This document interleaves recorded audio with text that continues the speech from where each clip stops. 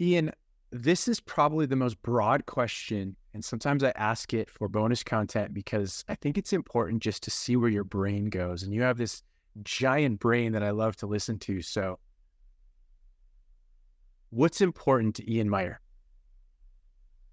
Wow. Okay. Yeah, that was a curveball question. I see. Now you could have gone with you've got a giant head, and that's fine.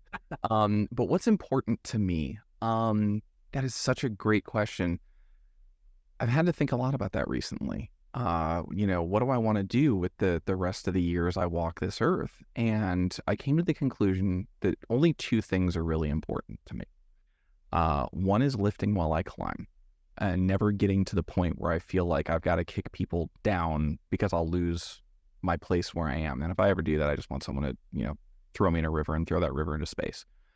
So that is important to me, that for every goal I reach, for every, career summit, I'm not only getting mentored from the person above me, but I'm mentoring the person below me to take my place, and take it where I couldn't.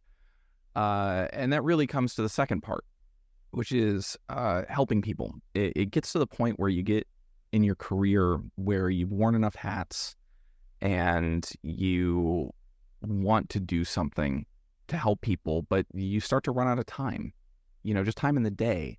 It's the great cruelty that as you develop the expertise to actually do more to help people, that expertise comes with demands of your time. So I've really had to think a lot about what is the thing that will do the most good for the most people.